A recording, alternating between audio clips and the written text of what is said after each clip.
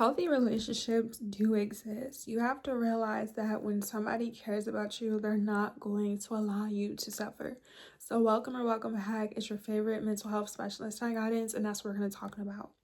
When you are getting to know people as you're healing and you're removing yourself from people and places and things that no longer resonate with you, you have to realize certain behaviors, certain patterns, certain ways of thinking, or certain things that you did previously is not going to be effective in relationships that require you to change. So if you're used to being around toxic friends, envy, jealousy, just low vibrational vibes, and you want to be around healthy friends, you want to have healthy connections with your family members, you want to have healthy environments in like your everyday community, you have to realize that what you used to do, who you used to be, can no longer resonate with you, and you have to make the necessary changes. Speaking from experience, I've encountered within the first 27 years of my life a couple of people who genuinely wanted to be in a relationship with me, and I also wanted to be in a relationship with them. And that's what we're going to talk about, but it has to be mutual. And you have to realize that the things that you do affect the people that you're in a relationship with. And if you want to know if someone genuinely cares about you, realize how your behaviors affect them.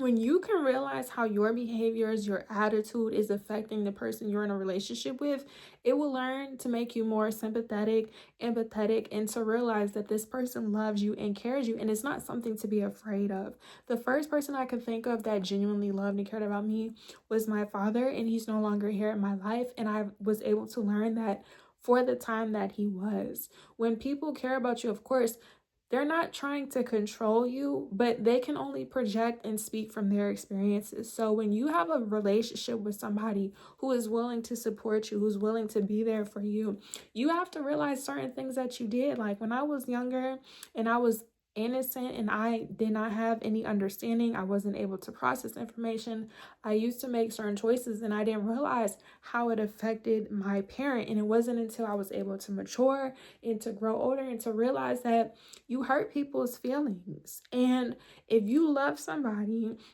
it's disrespectful and it's rude. Like, we have to learn how to be considerate of our actions and our behaviors. So therefore, moving forward, when you get in new healthy relationships, or if you're healing any childhood trauma or any trauma from people in like your family, you're aware of what you used to do. So in order for you to be in healthy relationships, we have to take time to ourselves. Now, of course, because my father is no longer alive, I just have to promise myself and commit to myself as I grow older that I would continue to make him proud by making myself proud and doing what is right. We as adults know what's right and we know what is wrong, and it's disrespectful to him and to me to make choices that I know would not be okay. When people want to be a part of your life, it's not an obligation.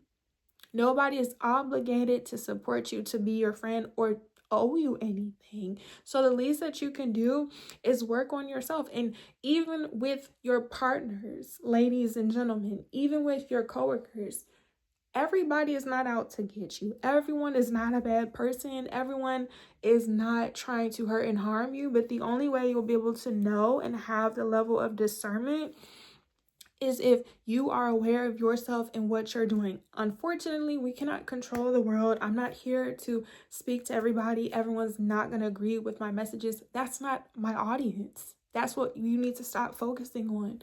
Once you realize that you're working on yourself, you're healing on yourself, you're realizing that in previous relationships, whether it was your friends, your coworkers, or your families, how certain things affected you and them, and you cared and you felt some type of way, instead of closing yourself off, you just make choices moving forward so you're better. So like the people that you dated previously in your past, maybe things weren't good. You learn, okay, this is what I need to do, this is what I don't need to do, this is what I can, work on, and etc. And not allow the people from your past to hurt and harm you to where you're so closed off that you can't make genuine relationships with people, that you can't move forward with people. Like, you're not going to be able to be the best version of yourself if you are not able to realize, okay, what it is that you want. And you have to be okay with creating distance. It's okay that maybe in previous relationships, things did not end off well. I am speaking from experience. I've met a lot of people based off of circumstances, and 50-50. I'm gonna be honest. 50-50. Some were okay, and some where it's just like I had to improve. I'm not the type of person, and I personally don't like people who blame everybody for their problems, because it's just like, because there are two people or three or four people in a relationship in the story, everybody has a role, everybody has a part. So for me to just blame certain things on my dad, it still affects me as well. Like, I still was, as a father and a daughter. I almost said father and son. I'm not a son, I'm not a boy. As a father and a daughter, the relationship, in order for it to be healthy, we both made choices that may not have been the best, but we both had to learn from them. And same thing with you, whether it's your parent. I use that as an example because I know a lot of people go through things with their parents, like, okay, and your friends and your family. Like, you just have to realize that if you want certain things from certain people, you have to make certain choices. So another example, I'm using myself, of course, because it makes sense to be more relatable than to act as if I haven't gone through anything, and for you to understand that you're not alone. That's why I make these videos. When it comes to friendships, me personally, I've never been the type of friend to talk badly about my other friends. I never gossip. I never picked a side. I've never told none of their secrets. And that to me is a flex, because nowadays you find out people are not your friends. They talk about you to their family, their friends. And it's just like, and even if you did do that, you shouldn't do that moving forward, because when you have people that want to be there for you, you have to work on yourself. Now, things that I will say why I fell out with certain people at the time is because, one, I did find out that these people did not have my best interest. And instead of expressing and communicating how I felt, I wouldn't speak. I would just stop talking to certain people. And I realized that some people wasn't a lot. Some people, I could have spoke to them and expressed how I felt, but I don't take full responsibility, because even if I did communicate to somebody, if they weren't mature enough to also acknowledge that they felt some type of way, the relationship wasn't going to work. And you have to realize that sometimes it's okay when relationships don't work. But in order for you to understand the purpose on why you're in the relationship, you have to realize what you've done. Now, once again, I'm not telling you all to go to people and try to rekindle relationships, or that you have to be in certain people's life. But if you want to, you do have to be accountable for yourself. You do have to realize moving forward, like when it comes to female relationships or female friends, I know what I'm capable of. I know what I am here for. I know that I'm not, like I said, I will never continue to intentionally be envious or jealous or talk badly about my friends. But in certain areas where I have improvement on, I'm willing to work on them. But it has to be mutual. I'm not telling you to be a people pleaser. I'm not telling you to seek validation from external sources. But if you want to be in a relationship with people, nobody is perfect.